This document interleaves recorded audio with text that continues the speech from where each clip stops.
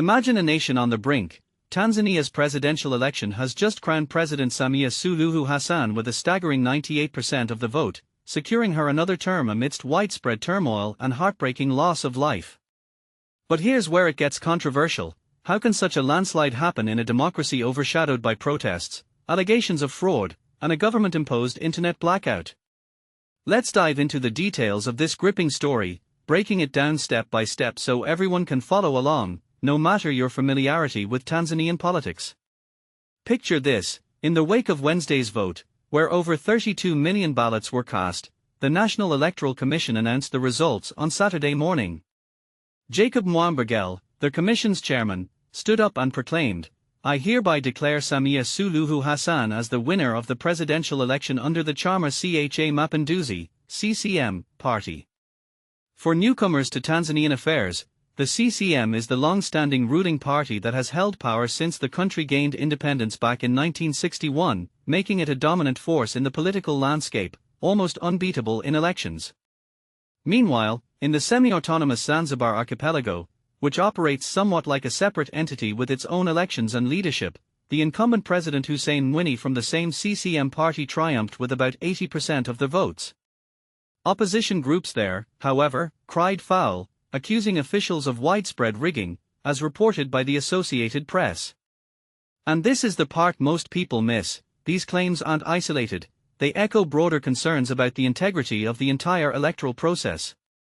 International watchdogs are sounding the alarm, highlighting a troubling lack of openness and the eruption of chaos that has tragically resulted in hundreds of deaths and injuries. With the internet down across the country, verifying the exact number of casualties is next to impossible, adding layers of uncertainty. The Tanzanian government, on the other hand, is downplaying the severity of the unrest, labeling it as minor and isolated, while extending curfews and deploying security forces to restore order. Foreign Minister Mahmoud Kombo Thabit went on record saying the security teams responded quickly and effectively to a few pockets of incidents. Protests flared up again on Friday, with crowds, largely young demonstrators, in cities like the bustling port of Dar es Salaam marching in the streets, ripping down campaign posters of President Hassan and clashing with police at voting sites. Despite stern warnings from the army leadership to stop the disturbances, the young activists branded the election as rigged and unjust. They point fingers at the administration for stifling democratic freedoms, including jailing key opposition figures and sidelining others on procedural loopholes.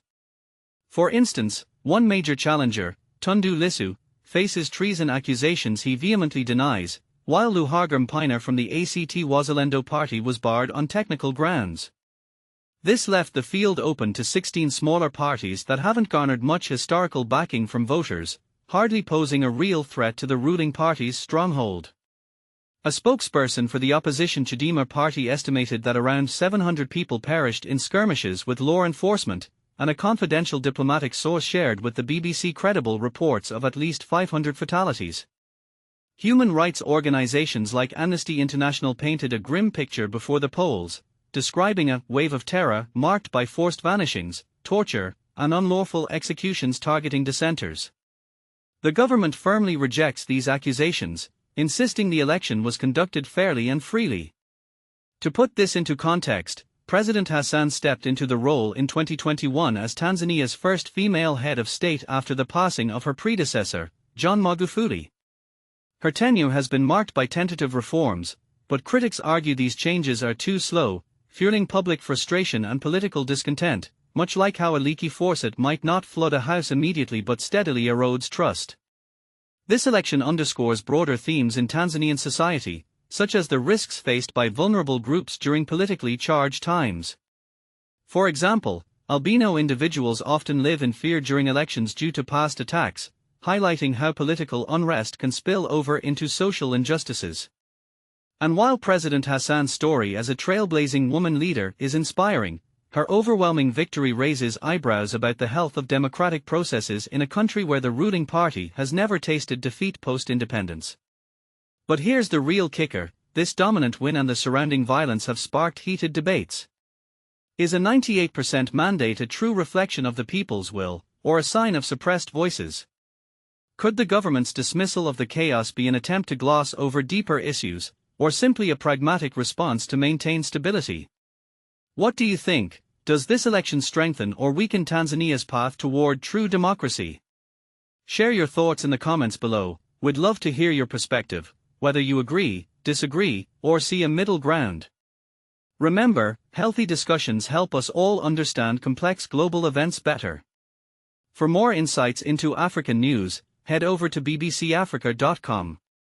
And don't forget to follow us on Twitter at @BBC Africa, on Facebook at BBC Africa, or on Instagram at @Pafrica for the latest updates from the continent.